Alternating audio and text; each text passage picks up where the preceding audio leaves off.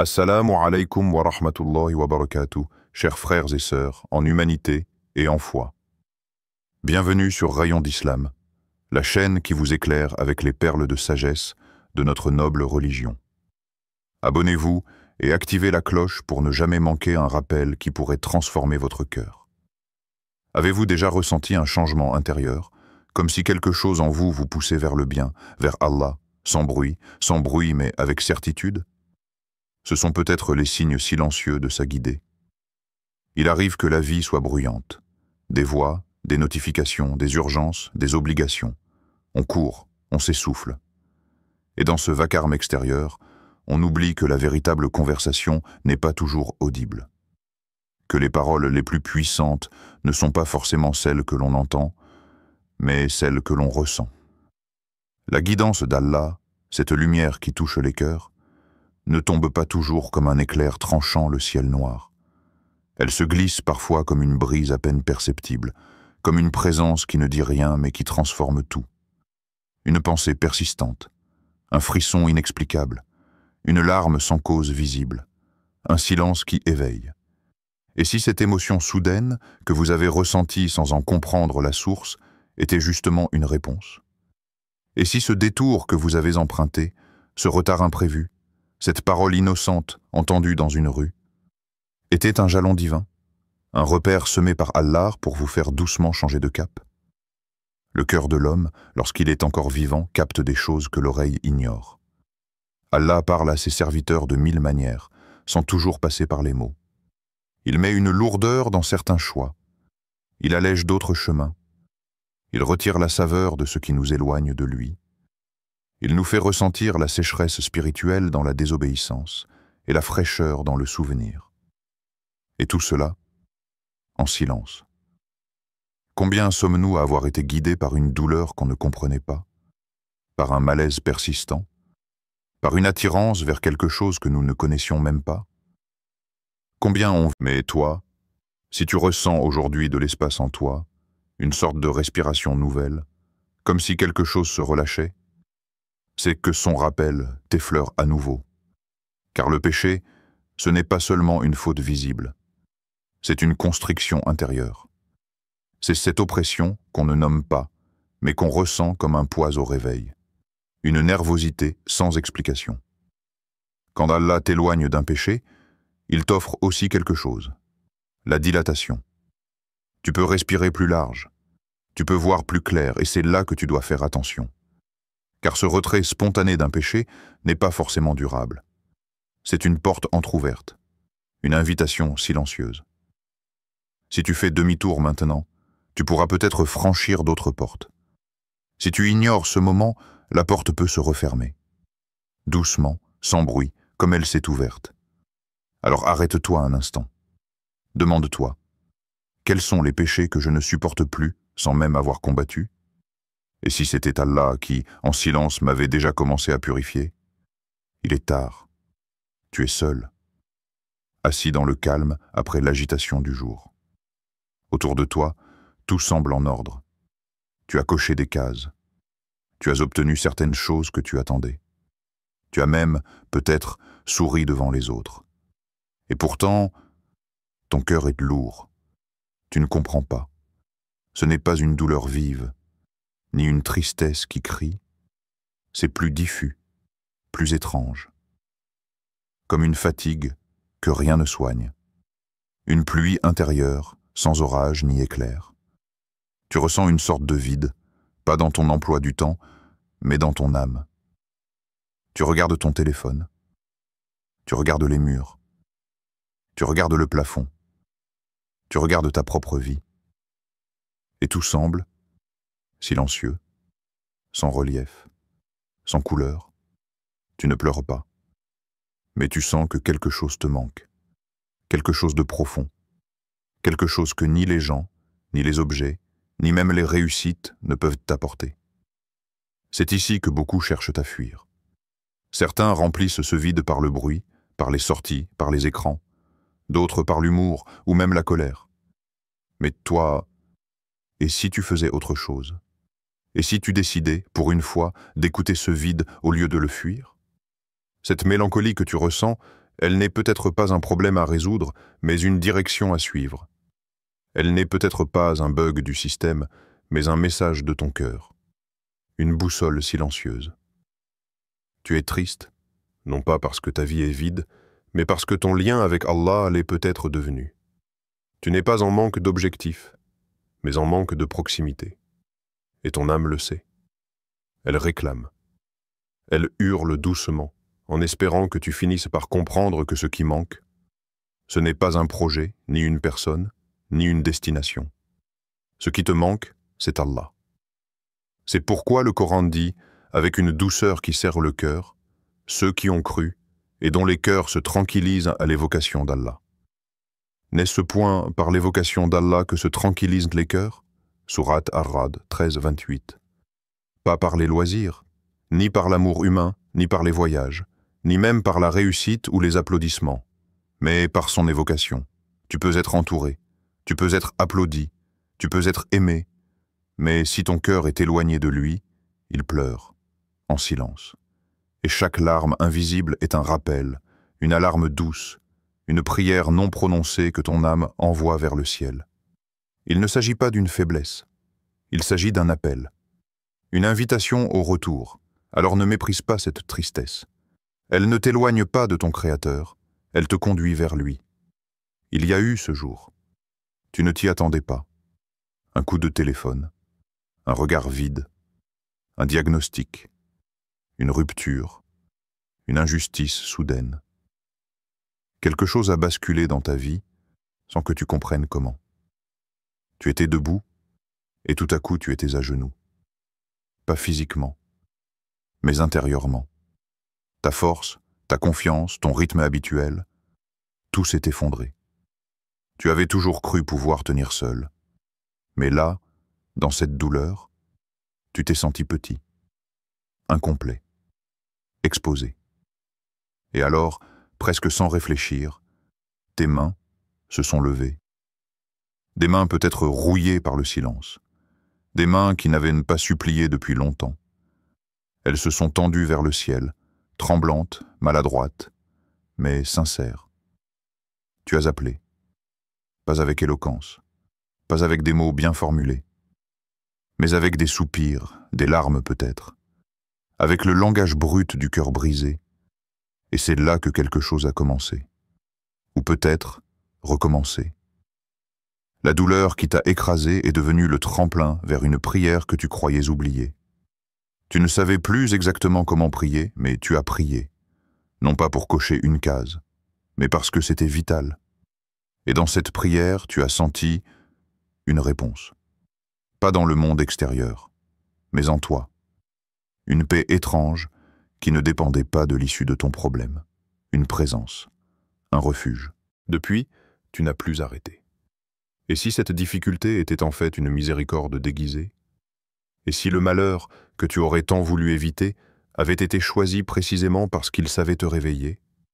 Allah, dans sa sagesse, ne laisse pas ses serviteurs s'égarer sans leur envoyer des signes. Parfois, ces signes sont doux. Parfois, ils sont tranchants.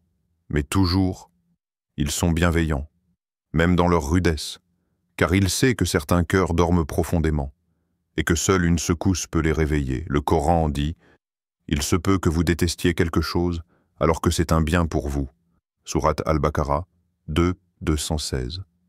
Le bien ne se reconnaît pas toujours dans l'instant. Parfois, il faut du recul.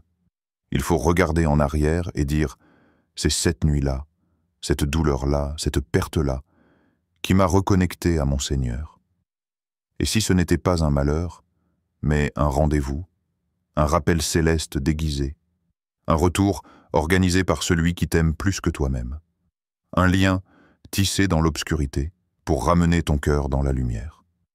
Il y a ces jours où tu ne cherches rien, et tu trouves tout. Tu scrolles distraitement sur ton téléphone sans attendre autre chose qu'un peu de distraction. Et là, une voix, une vidéo, une phrase. Elle entre droit dans ta poitrine, comme si elle avait été enregistrée pour toi. Tu ressens un frisson. Tu ne sais pas pourquoi. Mais tu sais que ce n'est pas anodin. Le lendemain, quelqu'un parle, au travail, dans la rue, à la radio, et prononce exactement ce que tu pensais en silence. Un mot, un verset, une réflexion, c'est comme si Allah, à travers les bouches des autres, t'envoyait un message codé. Puis tu ouvres le Coran. Tu ne visais rien de particulier, juste une page au hasard. Et ce que tu lis, c'est exactement ce que tu vis. Tes pensées, ton combat intérieur, tes doutes, ton besoin de réassurance, tout y est. Comme si le livre t'avait attendu, comme s'il avait écouté tes non-dits. Tu restes figé, le cœur battant. Tu n'oses pas y croire. Tu veux penser que c'est une coïncidence, que ce n'est que du hasard. Mais au fond, tu sais, tu sens que quelqu'un t'écoute, quelqu'un te parle. Les rappels te suivent, tu les rencontres partout. Un post Instagram qui te touche alors que tu pensais à t'éloigner. Une conversation volée dans un bus où un inconnu parle exactement de ta situation. Une sourate entendue à la mosquée qui décrit précisément ton état. Tu n'avais rien prévu, rien programmé. Et pourtant, tout est aligné. Tu commences à comprendre, ce n'est pas une suite d'événements aléatoires. C'est une orchestration divine. Une délicatesse venue du ciel pour que tu ne t'égarais pas. Pour que tu saches que tu es vu, connu, guidé, même dans ton silence. Car ton Seigneur voit ton hésitation, entend ta confusion, connaît ton besoin de signes. Et il te les donne. Non pas dans des éclairs ou des miracles tonitruants, mais dans ces petits clins d'œil du destin, ces hasards chargés de sens, ces rappels déguisés. Le Coran te le dit clairement, même si tu n'y fais pas toujours attention, et ton Seigneur crée ce qu'il veut et il choisit. Il ne leur appartient pas de choisir. Sourate Al-Qasas 28-68. C'est lui qui choisit le bon moment, le bon mot, le bon canal, le bon rappel. Tu n'es pas en train de tomber sur ces choses, c'est elles qui tombent sur toi, guidées par une main invisible. Et chaque rappel que tu reçois est une preuve d'amour, une trace du regard d'Allah posé sur ton cœur. Alors la prochaine fois que tu entends un mot qui te bouleverse, que tu lis une phrase qui t'éclaire, que tu rencontres un message qui répond à ton besoin intérieur, ne dis pas « c'est étrange ». Dis plutôt « Alhamdulillah, il est en train de me parler ». C'est arrivé sans prévenir, pas après une conférence, pas après une tragédie, pas après un miracle, juste un matin, ou peut-être une nuit. Tu t'es réveillé et quelque chose en toi avait changé, une envie, discrète mais claire, comme une flamme douce allumée dans ton cœur. Tu as senti ce besoin. Tu ne pouvais pas l'expliquer. Tu voulais prier, ou apprendre, ou jeûner, peut-être même verser une larme. Ce n'était pas logique, ce n'était pas planifié, mais c'était réel, presque pressant. Une soif, comme si ton âme, fatiguée d'avoir été oubliée, s'était levée d'un seul coup et avait frappé doucement à la porte de ton cœur. Et cette fois, tu as ouvert. Tu ne t'étais pas préparé. Tu n'avais pas fait un plan de retour. Mais tu as eu cette envie soudaine d'Allah. Comme si tu revenais d'un très long voyage. Et que, sans carte ni GPS, tu retrouvais instinctivement la direction de la maison. C'est là que beaucoup se trompent. Ils croient que ce désir vient d'eux, qu'ils ont eu, par leur intelligence ou leur sensibilité, un sursaut de conscience. Mais la vérité est plus subtile. Ce n'est pas toi qui as décidé de revenir, c'est lui qui t'a invité. Le Coran dit, avec une clarté que l'on oublie trop souvent, et ce n'est pas vous qui guidez qui vous voulez, mais Allah guide qui il veut. Sourate Al-Qasas 28-56.